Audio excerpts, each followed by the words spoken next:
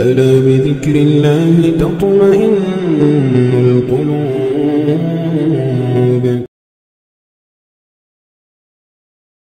السلام عليكم ورحمة الله وبركاته.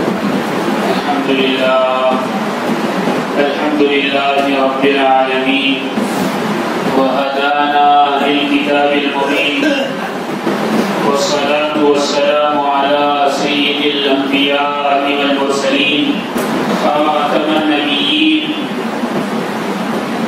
محمد بن عبد الله الأمين وعلى آله وصحبه أجمعين ومن تبعهم بإحسان إلى يوم الدين. أما بعد، أعوذ بالله من الشيطان الرجيم. بسم الله الرحمن الرحيم. ولا تلقوا بأيديكم إلى التهلكة. وقال الله تبارك وتعالى: ولا تقتلوا أنفسكم إن الله كان بكم رحيما ومن يفعل ذلك عدوانا وظلما فسوف نصليه نارا وكان ذلك على الله يسيرا. صدق اللہ العلی العظیم. بزرگان محترم اور عزیز دوستو، نبی کریم علیہ السلام نے جو بھی تعلیم فرمائی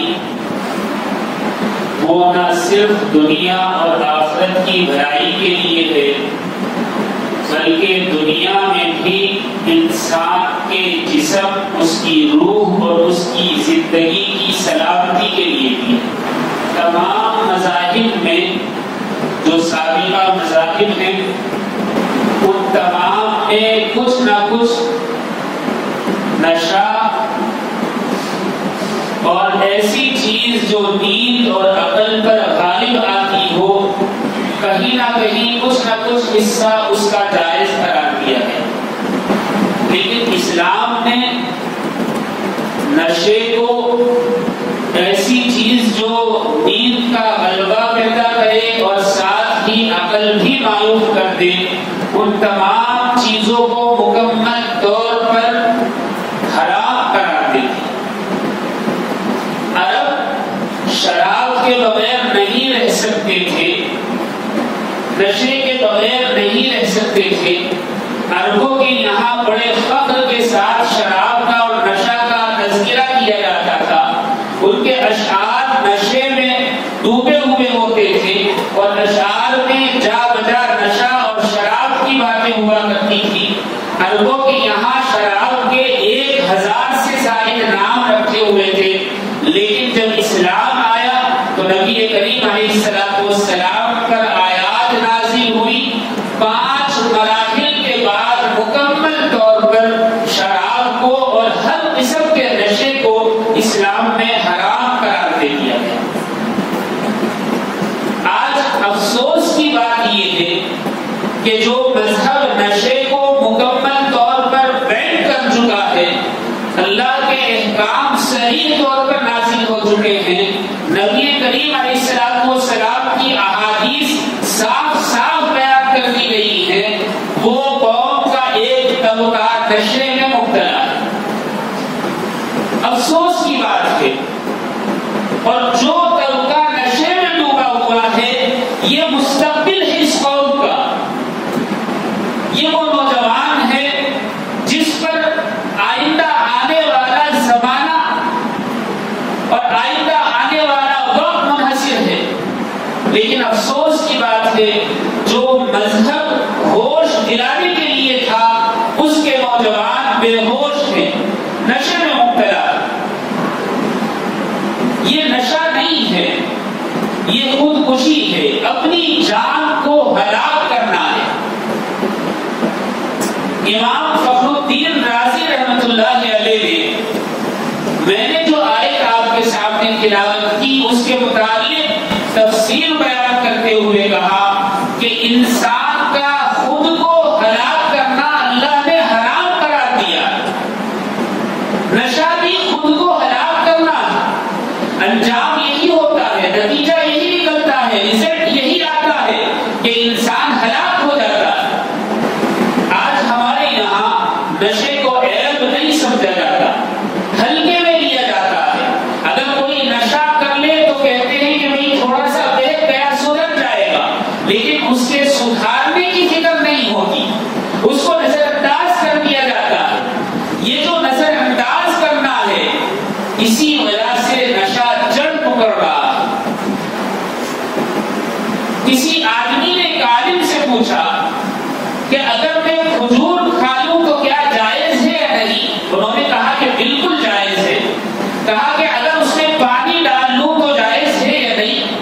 بالکل جائز ہے. کہا کہ اگر میں اس میں تھوڑی سی جڑی بوٹیاں بھی ڈال دوں تو جائز ہے یا نہیں؟ تو کہا کہ بالکل جائز ہے. کہا کہ پھر شراب کو حرام کیوں کیا گیا؟ شراب انہی سب چیزوں کو ملا کر تو بنائی جاتی ہے، نشہ انہی سب چیزوں سے تو آتا ہے. عالم نے کہا کہ اچھا مجھے ایک بات بتاؤ، اگر میں تمہارے اوپر پانی پھینک کر ماروں تو کیا تمہیں چوٹ لگے گی؟ انہوں نے کہا کہ نہیں. بھلا پانی سے چوٹ کیسے لگ سکتی ہے؟ تو عالم نے کہا کہ اچھا اگر میں تمہارے اوپر سوکھی مٹی پھینک دوں، بالو پھینک دوں، کیا چوٹ لگے گی؟ اس نے کہا کہ بھلا بالو، ریت اور مٹی سے کہاں چوٹ لگتی ہے؟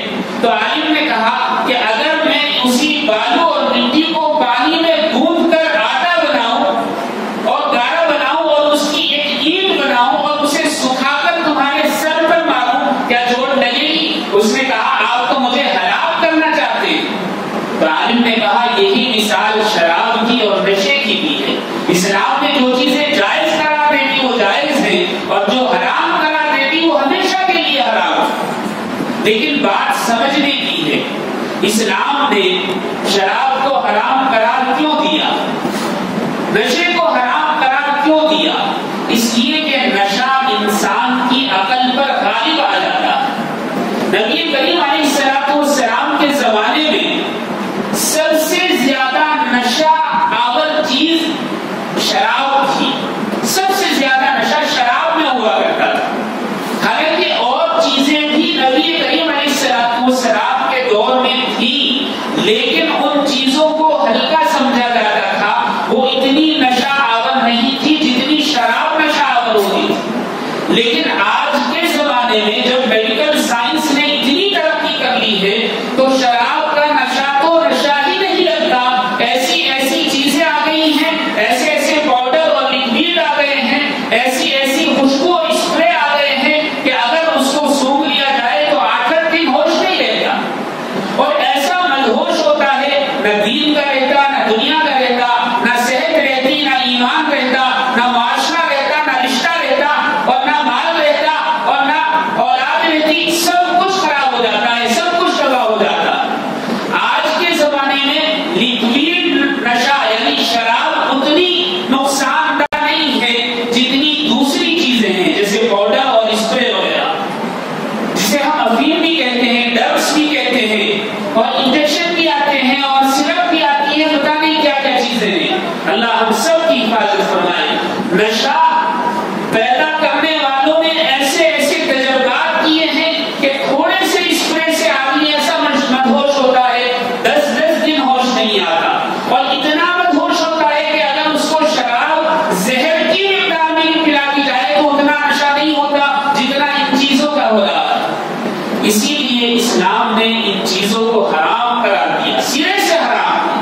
آج کل بہت سارے لوگ یہ کہتے ہیں کہ فلاں چیز تھوڑی سی جائز ہے، فلاں چیز تھوڑی سی جائز ہے، اس سے نشہ نہیں ہوتا. ایسی بات نہیں ہے. فقہائے کرام نے چاروں مسالک میں مسئلہ یہ ہے کہ جس چیز کی زیادہ مقدار نشہ آور ہو اس کی تھوڑی مقدار بھی حرام ہے. یہ مسئلہ ہے. جس چیز کی کوانٹٹی نشہ لانے والی ہو اس کا تھوڑا حصہ بھی حرام ہے. یہ فقہا کے نزدیک بنیادی مسئلہ. اب وہ چیز جس میں نشہ پیدا ہوتا ہو، چاہے وہ زیادہ ہو تھوڑی ہو، اسلام میں سب ناجائز اور حرام ہے. اللہ ہم سب کی حفاظت فرمائے. نشہ اسلام نے اس لیے منع کیا ہے کہ آدمی نیند میں پہنچ جاتا ہے اور اس کی عقل معاف ہو جاتی، ہوش نہیں رہتا، حواس نہیں رہتے، اس کی عقل پر غلبہ ہو جاتا. دو نشہ کرنے والے، چرس پینے والے، گاجر پینے والے رات میں کہیں چلے جا رہے لڑکڑاتے ہوئے نشے کی حالت میں. ایک کے ہاتھ میں ٹارچ تھی تاکہ راستہ دکھائی دے، تو بہتے بہتے چلے جا رہے تھے، گرتے پڑتے چلے جا رہے تھے. ایک نے ٹارچ آسمان کی طرف ایسے کر دی.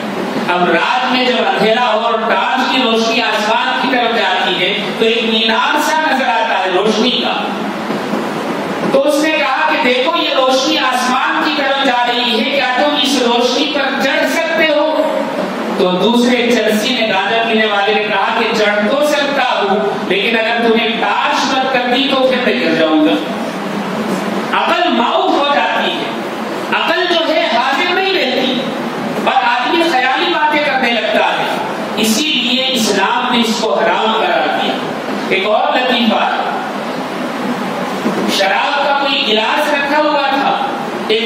دوڑتے دوڑتے اس میں گر گیا. اب اس میں سے نکلا نہیں جا رہا. اب نکلے تو کیسے نکلے؟ خود سے نکل نہیں سکتا, ڈوب رہا ہے. تو دیکھا کہ بلی آ گئی. تو بلی سے اس نے کہا کہ موسی آپ مجھے کسی طرح اس میں سے نکال دیں, چاہے تو نکال کر کھا لیں. تو بلی نے نا گلاس گرا دیا, چوہا نکلا اور فوراً اپنے بل میں گھس گیا. تو بلی نے کہا کہ تو نے وعدہ کیا تھا کہ مجھے گلاس سے نکال دے, شراب میں سے نکال دے تو میں اپنے آپ کو پیش کر دوں گا کہ چاہے کھا لو, اپنے وعدے پر کیوں قائم رہی؟ تو چوہے نے کہا کہ دراصل جب میں نے وعدہ کیا تھا اس وقت میں نشے میں تھا. تو نشہ جو ہے ایسی چیز ہے, نبی کریم علیہ السلام نے اپنی تعلیمات میں اسے حرام قرار دے دی. حضرت جابر رضی اللہ تعالی عنہ روایت کرتے ہیں رسول اللہ صلی اللہ علیہ وسلم نے ارشاد فرمایا, ہر نشہ آور چیز جو نیند بھی لائے اور دماغ پر غالب بھی ہو وہ حرام ہے. اور پھر فرمایا اللہ کا وعدہ ہے دنیا میں جس نے نشہ کیا اسے روزے قیامت طینۃ الخبال پلائے گا. صحابہ نے کہا اے اللہ کے نبی طینۃ الخبال یا خبال کیا ہے؟ نبی کریم علیہ السلام نے ارشاد فرمایا جہنمیوں کے زخموں سے رشتہ ہوا تیپ اور خون ہوگا, اللہ رب العزت اسے پلائیں گے.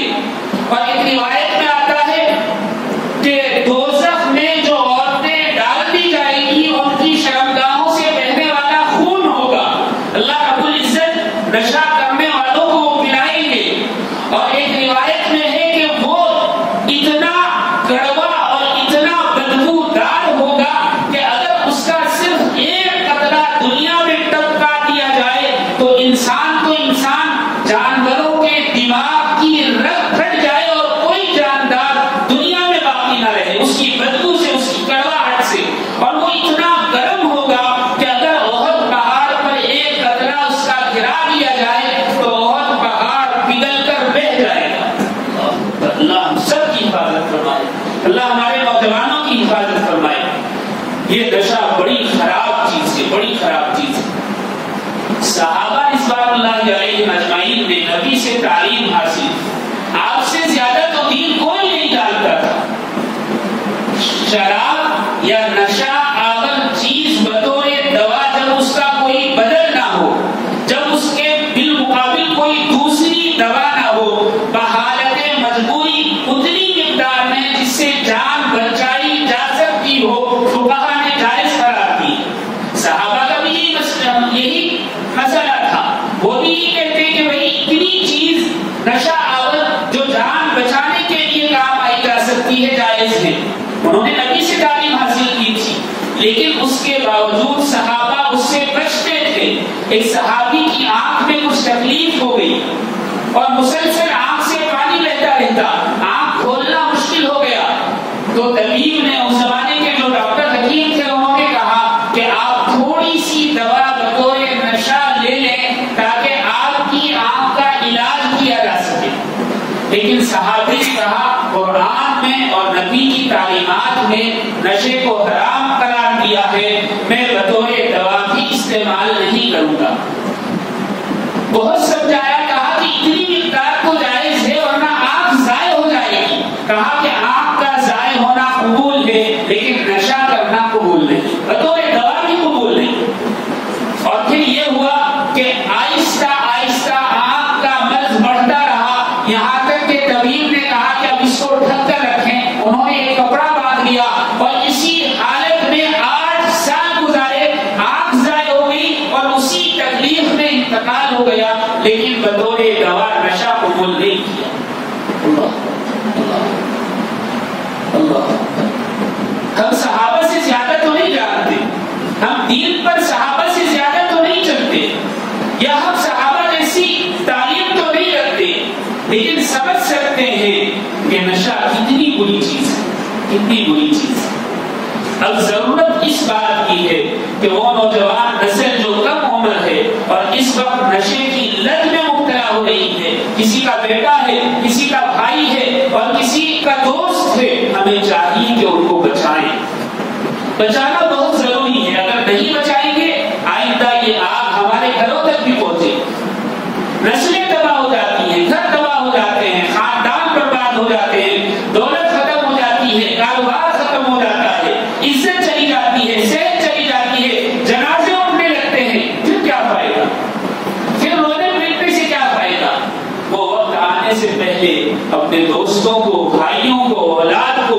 اس نشے سے روکنا ضروری ہے. اگر ہم ان کا ہاتھ نہ پکڑیں تو نہیں سنبھل سکتے. سنبھالنا ہمارا کام ہے. امام اعظم ابو حنیفہ رحمۃ اللہ علیہ کے بارے میں آتا کہ ان کے پڑوس میں آدمی رہا کرتا تھا, روزانہ نشہ کر کے واپس آتا اور رات بھر چونکہ نشہ دماغ پر حاوی ہو جاتا تو اول پھول کرتا, شور شرابہ کرتا, گالی گلوچ کرتا, جو یاد آتا اس کو برا بھلا کہتا. ساری رات امام اعظم اس کی باتوں اور اس کے شور شرابے کی وجہ سے سو نہیں سکتے تھے. جو آپ لکھنے پڑھنے کا کام کرتے اس میں بھی آپ کو خلل ہوتا. لیکن ایک مرتبہ ایسا اتفاق ہوا کہ کوتوال جو شہر کا تھا وہ وہاں سے گزرا. اس نے دیکھا کہ ایک نشہ کرنے والا پڑوسی امام اعظم کا بڑا شور شرابہ کر رہا. اس نے اسے باہر بلایا اور کہا کہ نشہ تو اسلامی حکومت کے جائز ہی نہیں ہے, اور نشہ بھی کیا اور شور شرابہ بھی, پڑوسیوں کو تکلیف دے رہا ہے. تو گرفتار کر کے لے گیا, جیل میں ڈال. 2 یا 3 دن کے بعد امام اعظم نے اپنے کسی خادم سے پوچھا کہ بھائی ہمارا پڑوسی ہے, اس میں خلل نہ ہو, آپ کی وجہ سے میں نے اسے جیل میں ڈالا ہے. امام اعظم رحمۃ اللہ علیہ نے فرمایا اب میری ہی وجہ سے تم اسے آزاد کر دو. کوتوال نے آزاد کر دیا. عزت و احترام کے ساتھ اسے گھر لائے, کچھ کھلایا پلایا, اور پھر فرمایا کہ دیکھ تو کہتا تھا کہ تیری کوئی قدر نہیں کرتا, گواہ رہنا کہ میں ابو حنیفہ تیری قدر کرتا ہوں اور میں نے تجھے جیل سے بھی رہائی دلوائی. کیا اخلاق تھے, کیا اخلاق. تو اس نشہ کرنے والے نے کہا کہ امام صاحب بس آج کے بعد میں نشہ نہیں کروں, آج کے بعد توبہ. آپ نے میرا ہاتھ پکڑ لیا, میری عزت کر دی, بس اب میں سمجھ گیا کہ دین کیا ہے. ہمیں اپنوں کو سمجھانے کی ضرورت ہے, انہیں راستے پر لانے کی ضرورت ہے, ان کو برا بھلا کہنے کی ضرورت نہیں. وہ بھٹک گئے ہیں, ان کو سیدھے راستے پر لانے کی ضرورت ہے, اور یہ ذمہ داری ہماری ہے. اللہ رب العزت جو اپنے لوگوں کا خیال کرنے والے ہیں اس کو بڑا مقام عطا فرما دیتے ہیں.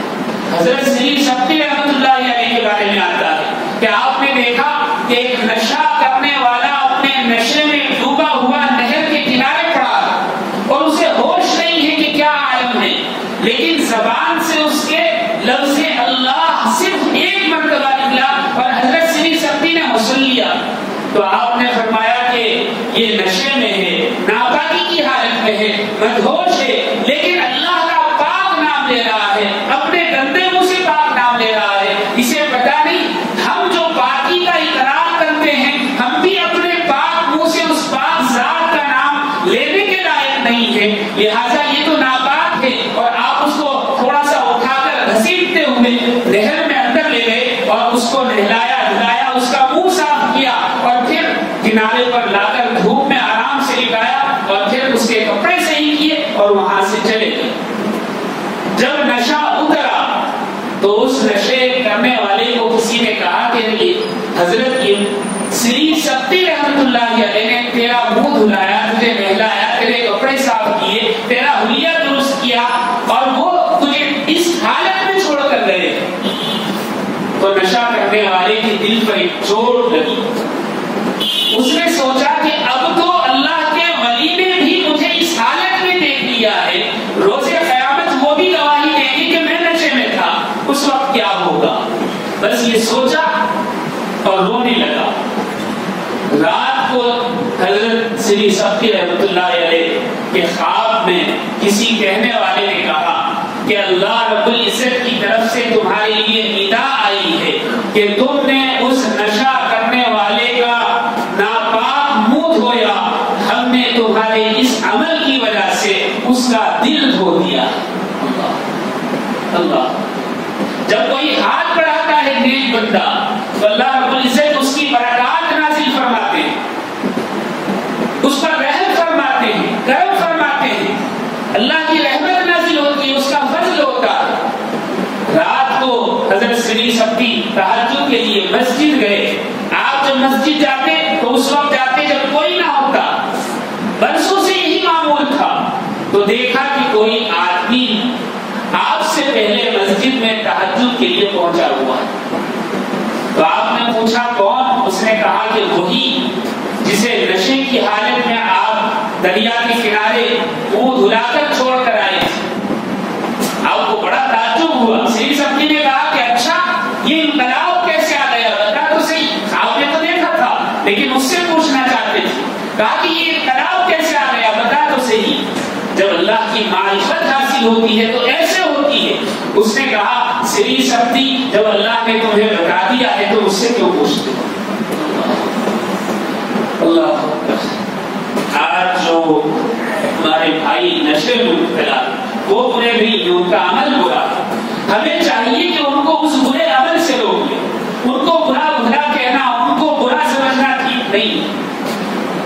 اکابرین کی تعلیمات سے معلوم ہوتا ہے کہ عمل برا ہوتا ہے، لوگ برے نہیں ہوں، بس راستہ بھٹک جاتے ہیں، انہیں سیدھے راستے پر لے آئے، یہ ہمارا کام۔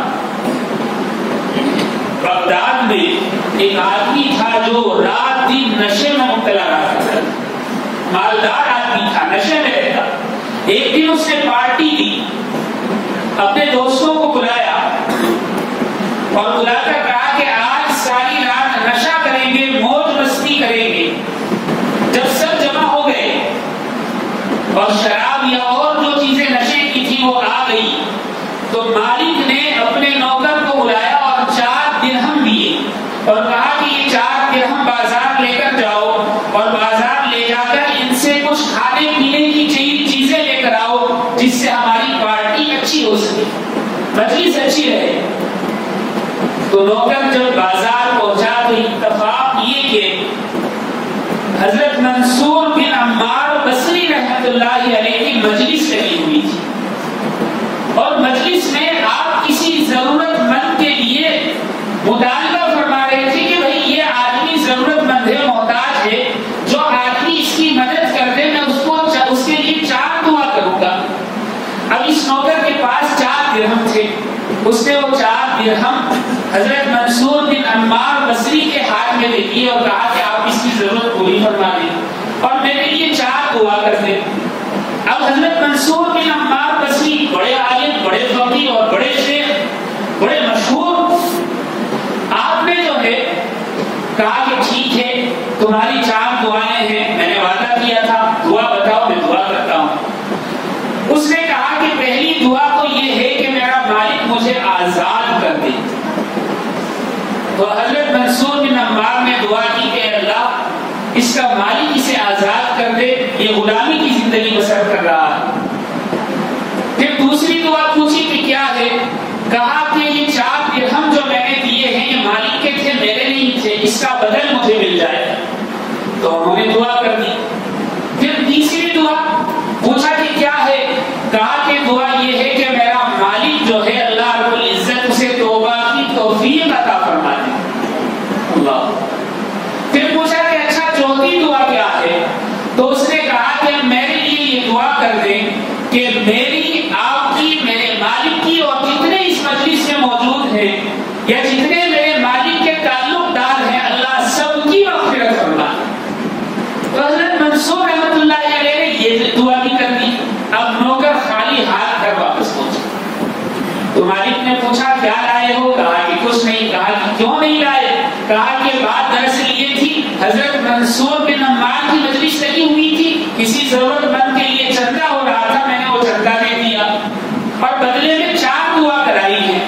مالک نے پوچھا کہ کیا دعا کرائی؟ کہ پہلی دعا تو یہ کرائی کہ آپ مجھے آزاد کر دیں۔ تو مالک نے کہا کہ اچھا ٹھیک ہے چلو میں نے تمہیں آزاد کر دیا۔ کہا کہ دوسری دعا کیا کرائی؟ کہا کہ دوسری دعا یہ تھی کہ یہ جو 4 درہم آپ نے مجھے دیے تھے اور میں وہاں پہ آیا ہوں اس کا بدلہ مجھے مل جائے۔ تو مالک نے 40,000 درہم نکالے اور اس آزاد کردہ غلام کو دیے اور کہا کہ آج سے یہ تیرے تجھا آزاد۔ لیکن جانے سے پہلے باقی 2 دعائیں بھی بتاتا ہے۔ کہا کہ تیسری دعا بتا کہ کیا کرائی؟ کہا کہ تیسری دعا یہ کرائی کہ اللہ آپ کو توبہ کی توفیق عطا فرما دے۔ یہ جو نشہ کرتے ہیں آپ، مجلسیں لگاتے ہیں، پارٹیاں چلاتے ہیں، اللہ آپ کو اس سے توبہ کی توفیق عطا فرما دے۔ تو مالک نے کہا کہ اچھا ٹھیک ہے وضو کیا، پاکی حاصل کی اور نماز پڑھی اور اللہ سے دعا کی کہ اللہ میں توبہ کرتا ہوں، آئندہ ایسا کوئی عمل نہیں کروں گا، آئندہ میں نشہ چھوڑ رہا ہوں، کبھی نشہ نہیں کروں گا۔ پھر اس نوکر سے کہا کہ جا، تیری 3 دعائیں میرے اختیار میں تھی، چوتھی دعا میرے اختیار میں نہیں، مطلب یہ کہ مغفرت میرے اختیار میں نہیں، اب تو آزاد ہے، تو جا سکتا ہے۔ نوکر چلا گیا۔ رات میں مالک سویا تو کسی ندا لگانے والے نے ندا لگائی اور کہا کہ اللہ کی طرف سے تجھے خوشخبری سنائی جاتی ہے کہ 3 کام تیرے اختیار میں تھے، تو نے کر دیے، چوتھا مغفرت ہمارے اختیار میں تھی، ہم نے سب کی مغفرت۔ میرے بھائیوں، آدمی اگر توبہ کر لے، نشے سے بچ جائے تو اللہ تعالیٰ دنیا آخرت سنوار دیتے۔ آج ضرورت اسی بات کی ہے کہ ہم اپنوں کو نشے سے، اس بری لعنت سے بچائیں۔ اگر نہیں بچائیں گے تو روز قیامت ہم سے بھی باعث پرس ہوگی۔ حضرت عمر فاروق رضی اللہ تعالیٰ عنہ کا دور خلافت تھا۔ آپ گشت کر رہے تھے، دوپہر کے وقت بھری دھوپ میں، گرمی کے وقت جب آپ باہر نکلے تو دیکھا کہ ایک آدمی ایک بوتل دبائے ہوئے چلا جا رہا۔ آپ نے پوچھا یہ کیا ہے؟ وہ شرابی تھا، نشے میں تھا اور نشے میں لڑکھڑا رہا تھا، اس کے پاؤں سلامت نہیں تھے، چلنا مشکل تھا۔ تو اس نے دیکھا عمر آ گئے، اب تو سخت سزا ہوگی، 80 ترنے لگیں گے، تو اس نے بوتل کو اور اچھی طرح چھپا لیا۔ حضرت عمر فاروق نے دیکھ لیا تھا۔ آپ نے پوچھا کیا ہے؟ کہا کہ بوتل میں دودھ ہے۔ کہا بوتل میں دودھ ہے۔ حضرت عمر نے دیکھ لیا تھا، چال بتا رہی تھی کہ نشے میں۔ حضرت عمر فاروق نے بوتل کھینچی، اسے بچانی چاہیے، اور حضرت عمر فاروق نے اس کو کھینچا تو بوتل گری اور ٹوٹ کر چورا چورا ہو گئی۔ حضرت عمر فاروق نے دیکھا کہ جس کا امکان تھا وہ چیز نہیں نکلی، بلکہ اندر سے سفید سفید دودھ بہنے لگا۔ حضرت عمر فاروق کو بڑا تعجب ہوا، ابھی تو یہ نشے میں تھا، بوتل شراب کی تھی، اچانک یہ دودھ کیسے بن گئی؟ حضرت عمر فاروق نے کہا تو نشے میں ہے، سزا سے بچنا چاہتا ہے تو سچ بتا، یہ معاملہ کیا ہے؟ اس نے کہا کہ جب آپ کی نگاہ مجھ پر پڑی تو میں سمجھ گیا اب چھٹکارا نہیں ہے، تو میں نے دل ہی دل میں دعا کی، اے اللہ آج اگر عمر سے بچا لیا تو قسم کھاتا ہوں کبھی نشہ نہیں کروں گا، اس لیے میں نے جھوٹ بولا کہ اس میں دودھ ہے۔ اللہ نے دعا قبول کر لی اور آپ سے بچا لیا۔ توبہ کی ضرورت ہے، توبہ کی ضرورت ہے۔ اللہ معجزے دکھاتا ہے، کرامات دکھاتا ہے، ساتھ کے ساتھ فیصلے ہوتے ہیں۔ بس جو بھائی بھٹک گئے ہیں، جو اولاد بھٹک گئی ہے، جو دوست بھٹک رہے ہیں، ان کا ہاتھ پکڑنے کی ضرورت ہے، سیدھے راستے پر لانے کی ضرورت ہے۔ بغداد میں جوئے کا اڈا تھا، رات دن وہاں جوا کھیلا جاتا۔ اس کا مالک جو تھا ایک دن شام کے وقت نشے میں خود جوئے کا جو اڈا تھا اس کا مین دروازہ بند کر رہا تھا۔ ایک نوجوان چلتا ہوا آیا تو مالک نے کہا کہ دیکھو بھائی، اس وقت تو جوئے کا اڈا بند ہو چکا، اب یہاں کوئی چیز تمہیں نہیں ملے گی، یعنی نشے والی کوئی چیز نہیں ملے گی۔ تو اس نے کہا کہ بات دراصل یہ ہے، میں خواب میں سنا کسی نے کہا کہ جا کر جوئے کے جو اڈے کا مالک ہے اور نشے میں رہتا ہے بشر بن حارث، اس کو اپنے پروردگار کا سلام سنا دو۔ اور خواب میں یہ بھی کہا گیا کہ تو نے ہمارے نام کی عزت کی، ہم تیری عزت کریں گے اور تیرا نام باقی رکھیں گے۔ یہ نوجوان کہہ کر وہاں سے پلٹا۔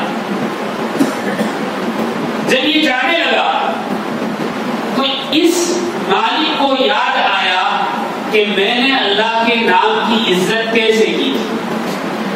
یہ نشے میں چلا جا رہا تھا، دیکھا ایک جگہ کچرا پڑا ہوا ہے، اس کچرے میں ایک کاغذ یا کوئی ٹکڑا ہے جس پر اللہ کا نام لکھا ہوا، کسی غلطی کی وجہ سے کچرے میں آ گیا تھا۔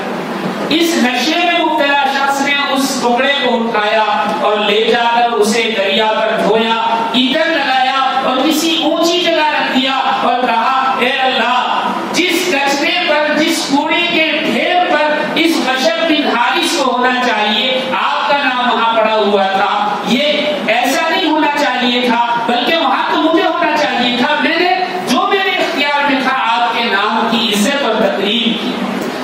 نے کیا فیصلہ فرما دیا، یعنی اللہ کی طرف تھوڑی سی رغبت پر، تھوڑی سی توجہ پر اللہ نے اپنا سلام پہنچوایا اور پیغام پہنچایا کہ بشر بن حارث کا اللہ رب العزت نام اور عزت قیامت تک برقرار رکھی۔ یہ بشر بن حارث کون ہے؟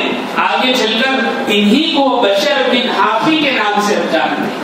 کتنی کرامات، کتنے شاگرد اور کتنا دین کا کام آپ نے کیا، اللہ اکبر۔ کتابیں بھری پڑھی، کتابیں بھری پڑھی۔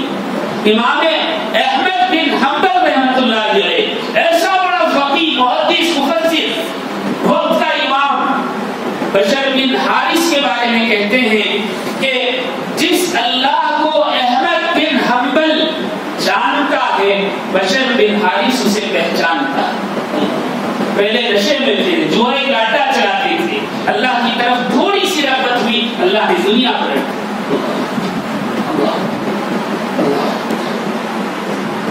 نشہ انسان کو بہکا دیتا ہے، اور جب بہکا دیتا ہے تو کچھ پتا نہیں ہوتا کہ وہ کر کیا رہا۔ ایک آدمی نے اپنی بیوی سے کہا کہ آج جو ہے میں یہاں سے دوسرے مکان پر جا رہا ہوں، بنگلے پر یا فارم ہاؤس پر، اور اپنے دوستوں کو میں نے بلایا ہے، آج وہاں پارٹی رکھی ہے، میں رات وہاں گزاروں گا۔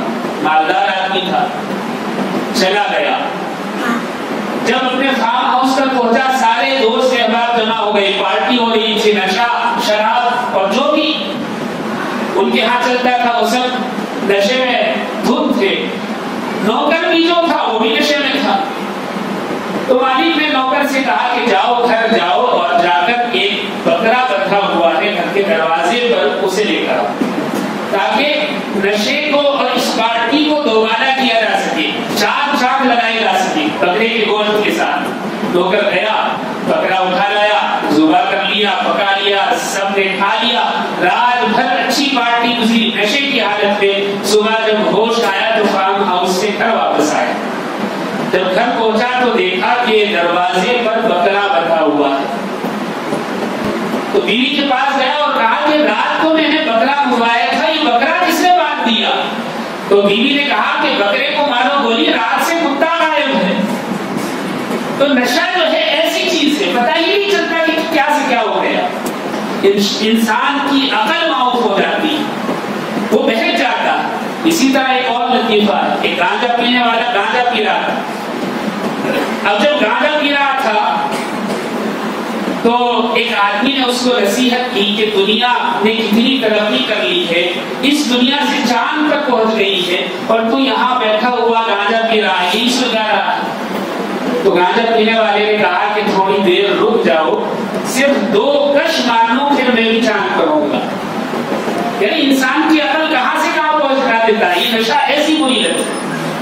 اللہ ہم سب کی حفاظت فرمائے، اللہ ہم سب کی حفاظت فرمائے۔ ایک بڑا مشہور واقعہ ہے، کسی گانجا پینے والے نے ایک آدمی سے پیسے مانگے گانجا پینے کے لیے، جو کہ اپنی دولت کو لوٹا دیتے ہیں، پھر مانگ کر پینے لگتے ہیں۔ تو گانجا پینے والے نے کسی سے کہا کہ مجھے گانجا پینے کے لیے پیسے دے دو۔ اس نے کہا کہ گانجا پینے کے لیے تو میں نہیں دے سکتا، اگر کھانا کھانا چاہتے ہو تو کھانا کھلا سکتا ہوں، اگر ایمان ہو تو کچھ نہ کچھ شعور باقی رہتا ہے۔ تو گانجا پینے والے نے کہا کہ دیکھو، کھلانے کی ذمہ داری تو کسی اور نے لے رکھی ہے، یعنی اللہ رب العزت نے اس کا وعدہ کیا ہوا ہے، اگر کھانے کا مسئلہ ہوتا تو تم سے کیوں پوچھتا ہو، تو وعدہ کیا ہوا ہے وہ کھلائے گا۔ گانجے کی ضرورت ہے، گانجے کا تو وعدہ نہیں ہے، گانجے کے پیسے دینا چاہتے ہو تو دے دو۔ اب اس نے سوچا کہ بھئی اس کی حالت بڑی عجیب ہے، چلو تھوڑے سے پیسے دے دیتے ہیں، تھوڑے سے پیسے دے دیے۔ اب سوچا کہ دیکھتا ہوں کہ یہ کرتا کیا ہے۔ اب اس کے پیچھے آہستہ آہستہ جانے لگا، کافی دور آگے چل کر دیکھا کہ شادی محل ہے اور وہاں کھانا کھلایا جا رہا ہے، مردانہ حصہ الگ ہے، زنانہ حصہ عورتوں کا حصہ الگ ہے۔ تو مردانہ حصے سے عورتوں کے حصے میں کھانا لایا جا رہا تھا۔ ایک آدمی ایک ڈش میں کھانا لا رہا تھا، بہترین بریانی تھی، اچانک ٹھوکر لگی اور وہ ساری ڈش زمین پر گر گئی۔ تو اس آدمی نے وہ ڈش جو ہے وہیں جھٹکی اور پھر واپس چلا گیا دوسرا کھانا لینے کے لیے۔ اب یہ جو نشہ کرنے والا تھا، گانجا پینے والا تھا، وہیں بیٹھ کر راستے میں ہی وہ گرم گرم بریانی کھانے لگا۔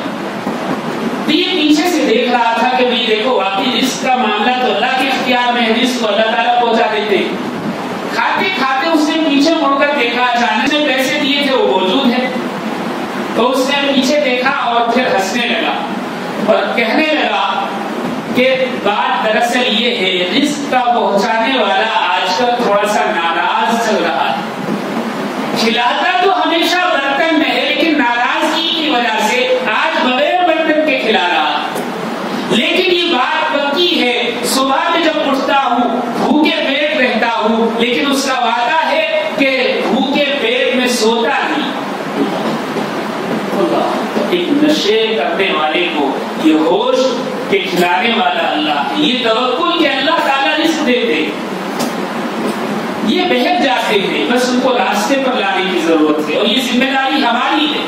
اگر یہ نہیں ہوگا تو روز قیامت ہم سے بھی سوال ہوگا، اپنوں کو کیوں نہیں بچایا. میرے والد محترم نے کتاب لکھی خوابوں کی تعبیر، بڑی مشہور ہے، 40 ممالک میں وہ چھپتی اور بکتی ہے. تقریباً ہر عالم کے پاس اس میں ایک واقعہ لکھا ہے. واقعہ کیا ہے؟ واقعہ یہ ہے کہ ایک بزرگ ہمارے سلسلے کے گزرے ہیں، حضرت سائیں توکل شاہ رحمۃ اللہ علیہ، بڑے عالم، بڑے شیخ، بڑی خانقاہ. اللہ نے ایسا مقام عطا فرمایا تھا کہ جب چاہتے وضو کرتے، درود پڑھتے، آنکھ بند کرتے، بیٹھے بیٹھے خواب کی حالت میں نبی کریم علیہ السلام کی زیارت ہو جاتی. ایسا مقام عطا فرمایا اللہ نے. ایک مرتبہ نبی کریم علیہ السلام کی زیارت بھی، مسافہ ہوا، معانقہ ہوا، لیکن انہوں نے محسوس کیا کہ اللہ کے نبی نے اپنا چہرہ مبارک ان کے چہرے سے گھمایا ہوا. تو چہرہ ایک طرف تھا، ادھر آئے تو نبی کریم علیہ السلام نے دوسری طرف پھیر لیا، یہ ادھر آئے تو ادھر پھیر لیا. تو وہ کہاں گئے؟ کہا اے اللہ کے نبی مجھ سے کیا گستاخی ہو گئی کہ آپ مجھ سے اس قدر ناراض ہیں کہ آپ فیس ٹو فیس بات نہیں کر رہے. حالانکہ مسافہ بھی ہوا، معانقہ بھی ہوا اور نبی نے خیریت بھی معلوم کی. تو نبی کریم علیہ السلام نے ارشاد فرمایا کہ توکل شاہ، بات دراصل یہ ہے تم جو تمباکو کھاتے ہو وہ مجھے سخت ناگوار گزرتا ہے. یہ کوئی ہمارے ہاں تو تمباکو نشے میں آتا ہی نہیں ہے، یہ تو بالکل حلال چیز سمجھی جانے لگی ہے. نبی کریم علیہ السلام نے فرمایا جو تم تمباکو کھاتے ہو مجھے وہ سخت ناگوار ہے.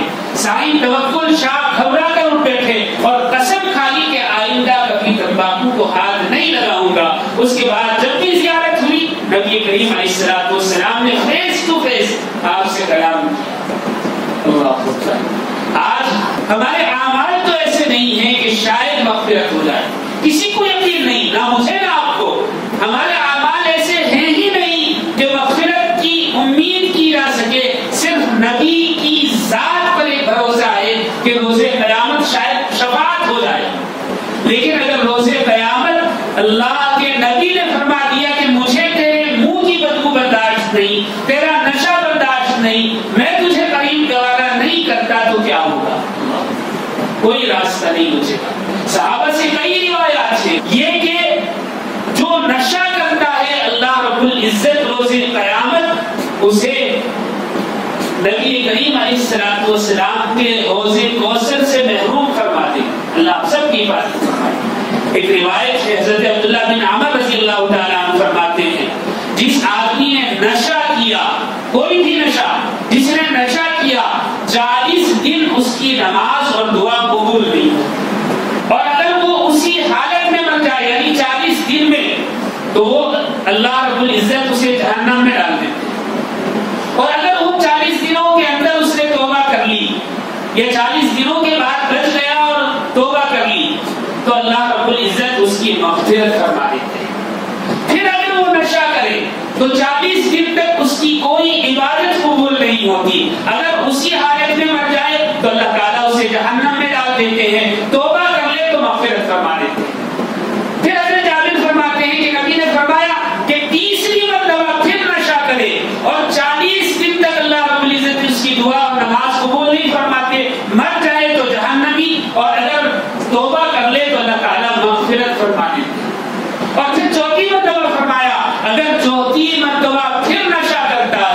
تو اللہ رب العزت ضرور بالضرور اسے دینۃ الخبال پلائیں گے، جو جہنمیوں کا کے زخموں کا اور جہنمی عورتوں کی شرمگاہوں سے رشتہ ہوا خون ہوگا۔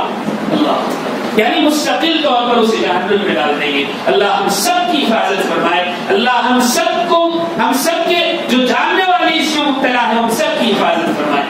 یہ بڑی بری چیز ہے۔ اسی شاعر نے کہا ہے نشہ پلا کے گرانا تو سب کو آتا ہے، نشہ پلا کے گرانا تو سب کو آتا ہے، مزہ تو تب ہے کہ گردوں کو تھام لے ساقی۔ اللہ مجھے بھی اور آپ کو بھی عمل کی توفیق عطا فرمائے۔ وآخر دعوانا ان الحمدللہ رب العالمین۔ کعبے پہ پڑی جب پہلی نظر، کیا چیز ہے دنیا بھول گیا، کیا چیز ہے دنیا بھول گیا۔